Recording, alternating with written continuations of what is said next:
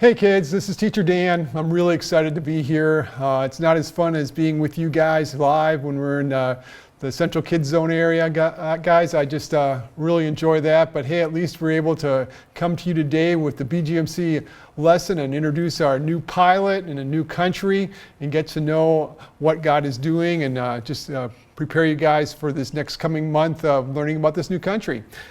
It was really great seeing you, hopefully a lot of you yesterday at the event here at the church. We're handing out some freezer sticks and getting to see all you, and I hope you're doing great and hope to be back at church with you all here shortly, and just hope you're doing good things. And don't forget that I'm really interested in hearing who's winning in the thank you contest to see how many times you can get your parents to say thank you to you in a single day. Okay, let's find out where we're going to go. We're going to look at our BGMC. Oh yeah, here it is. BGMC is for you and me, March 2020 with all new Hannah Banana. Okay, let's go ahead on our first pilot. As always, Pastor Justin as our initial. We're going to scroll through some of these pretty quickly. Now, what you might want to do is, as we're scrolling through them pretty fast, you can always stop the video and take a look at the pictures a little bit more closely if you want to. Because I know sometimes we go through them so fast, I missed that one, I missed that one. Well, now you've got a chance to see each one. You just stop the video each time you want to look at a picture more closely.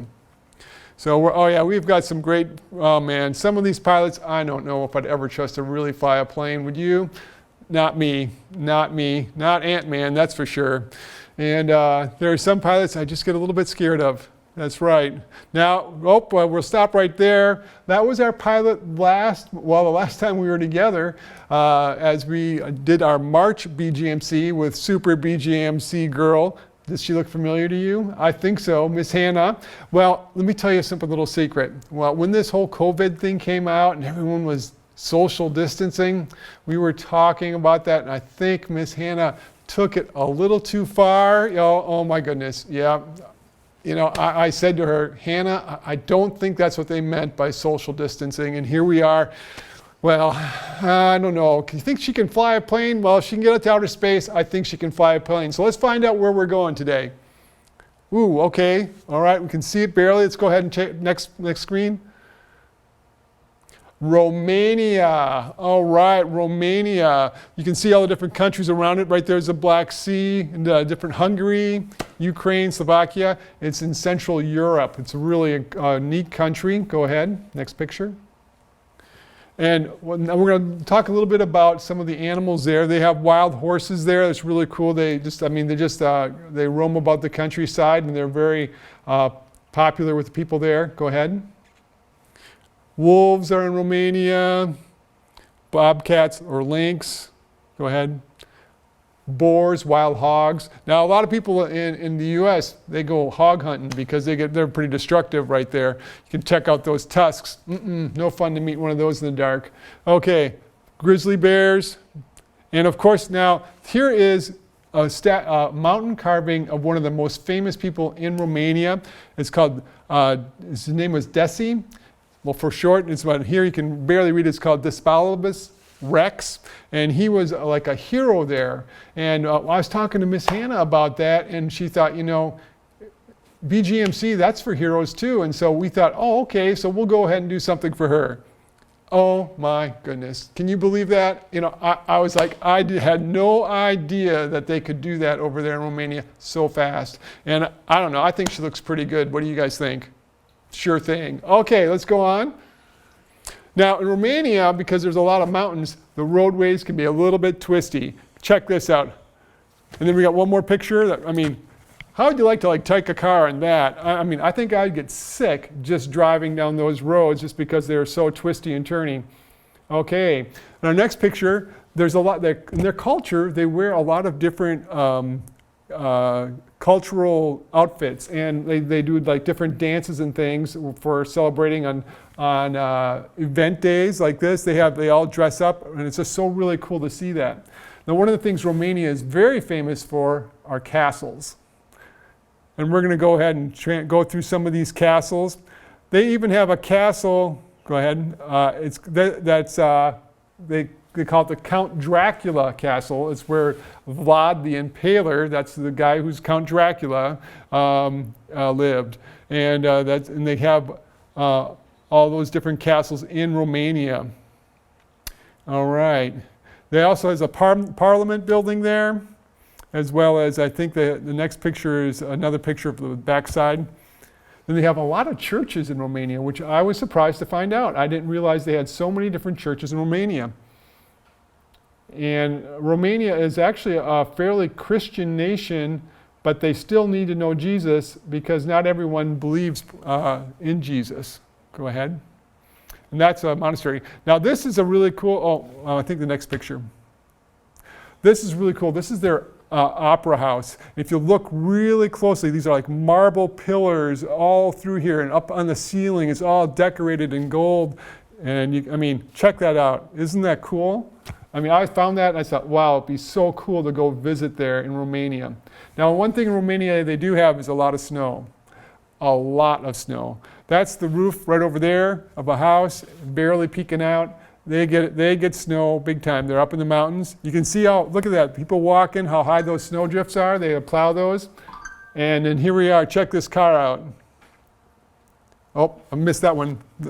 I don't even know how they get the shovel on top. Now, they plow the snow, and if you get your car in the street, look at that, you have to shovel it out. Now, Hannah, I was going to send her over there in winter time, and she went out and she went parking on the street, and she didn't move her car off the street in time, and she was getting out at the wrong time. Snowplow came by, and oh my goodness. Okay, well, I think we might have to send somebody over there to dig her out, or let her thaw out over there in spring, and then she can come and visit us again. No, she'll be here. Now this is really cool. It's called the Ice. It's an ice hotel. It's where a lot of people will get married there. It has everything in here is built out of ice. The chandeliers. There's a piano, tables. They have almost everything ice. All the fixtures are ice. Go ahead. You can see these are different pictures of it, like outside, what it looks like outside and inside. Go ahead. And look at the ceiling. Like this one is all different things carved in the snow and ice. And here, it's so really cool. And this is the chapel. They actually where they get married. It's you can see where they got seats there. Yeah, right there again, another picture of the chapel. It's just so very cool. And they got a picture of the disciples. Well, can you go back one real quick? Right here, like right there, Jesus and the disciples. It's really, I thought it was so very cool. Okay, now we're going to talk about food. Now, they have some really good food there, but I also found some really strange food. Like this was the best one. It was called pork lard pastries. They look all right. I'm not too sure if I'd be eating them. Go ahead.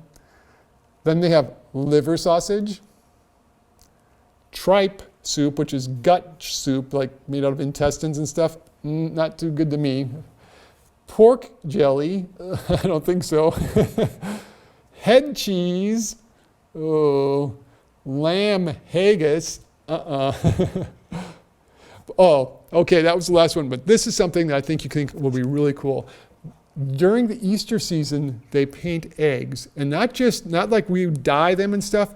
They design them, and it's probably the coolest thing I've ever seen. Check some of these pictures out. There's a bunch of different pictures, and how cool are they? And they're all about the Easter and celebrating Jesus' resurrection.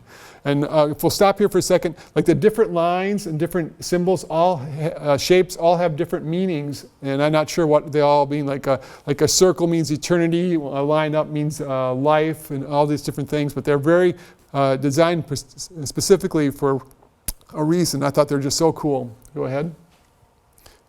And they even do some of their placards the same way. Now, in Romania, there's two different worlds. One where you have the cities and one where you have the countries where people are kind of have to work almost back like in the 1800s here in the U.S. They have cattle and they do things by hand. They have ducks where they use the ducks for eggs and for eating. They travel by horse and wagon. Even like here at McDonald's, they're coming through a McDonald's on a horse. That's not uncommon. Go ahead. This guy, he just, I don't know, it's pretty creative what he did there. He has looks like a little taxi, and he has he doesn't have any wheels or gas, but he has a horse, and so he makes it work.